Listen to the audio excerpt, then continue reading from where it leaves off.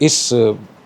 گناہ میں بہت سارے لوگ مبتلا ہو گئے ہیں جی کیونکہ میرا بہت تعلق ہے دینی حلقوں سے، مذہبی جماعتوں سے،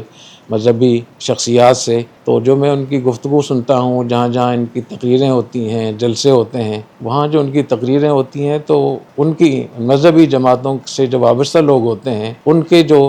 گفتگو ہوتی ہے اس میں جو ان کی اشتعال انگیز تقریر ہوتی ہے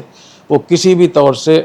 قوم پرستوں سے کم نہیں ہوتی۔ اس سے معلوم ہوتا ہے کہ ان کو کوئی بہت بڑی اس میں غلط فہمی ہو رہی ہے، اور یہ اتنا خطرناک ہے یہ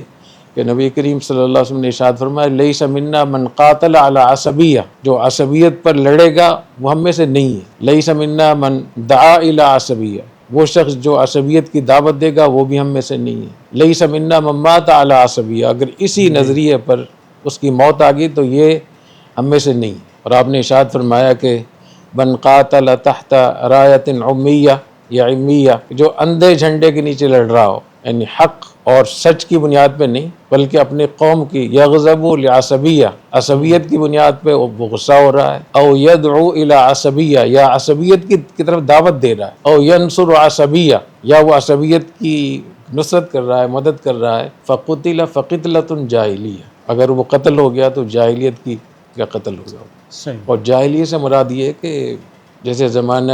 ما قبل النبوہ اور نبوت سے پہلے جو زمانہ تھا اس میں جو لڑائیاں ہوتی تھی، آپس میں جھگڑے ہوتے تھے، وہ قبائلی بنیادوں پہ ہوتے تھے، حق اور باطل کا مسئلہ نہیں ہوتا تھا کہ اپنی قوم کی بس حمایت کرنی ہے چاہے وہ صحیح ہو غلط ہو۔ تو اس وقت جو لوگ مرتے تھے تو ان کو گمراہی پر ان کی موت شمار ہوتی تھی۔ تو اس لیے اتنی سخت وعید کے ہوتے ہوئے اور